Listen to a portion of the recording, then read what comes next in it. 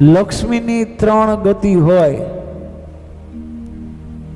લક્ષ્મીની 3 ગતિ હોય. સૌથી પહેલી લક્ષ્મીની ગતિ દાન છે. ઉત્તમમાં ઉત્તમ લક્ષ્મીને જવાનો માર્ગ, ઉત્તમ માર્ગ હોય તો દાન છે.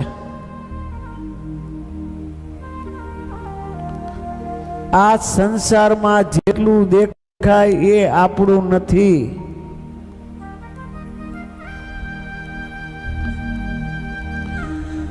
એ તમારા રહોડામાં જે રસોઈ બને એ બધી આપણી હોતી નથી. આપણી કેટલી, જેટલી રહોડામાં રસોઈ બને એ બધી આપણી હોતી નથી. આપણી થાળીમાં આવે એ જ આપણી.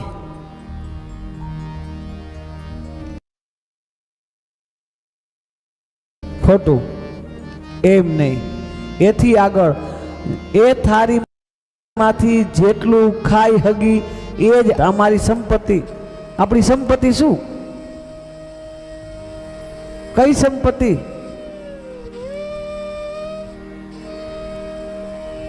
ગુજરાતના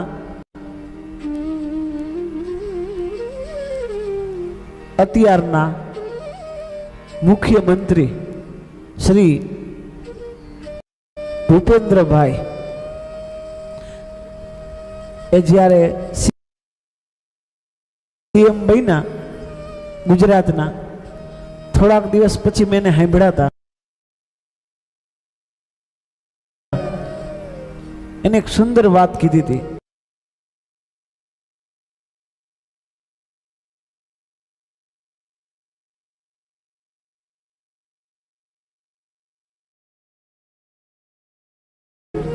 કાનમાં હજી ગુંજે છે.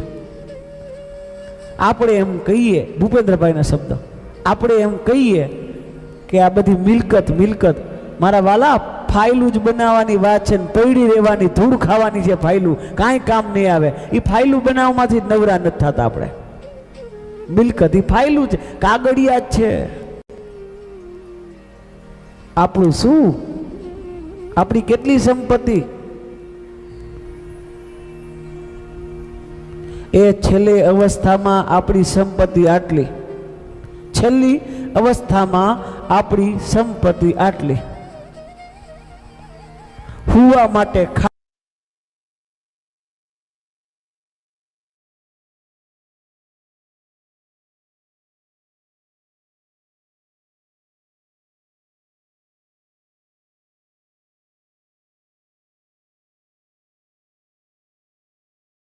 આટલી, બાજુમાં માટલી, હાથમાં બાટલી, હાલવા માટે લાકડી, આટલી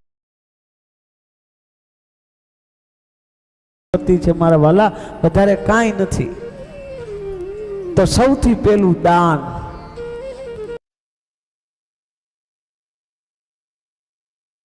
લક્ષ્મીને જો ઉત્તમ માર્ગ હોય જવા માટે તો દાન. બીજું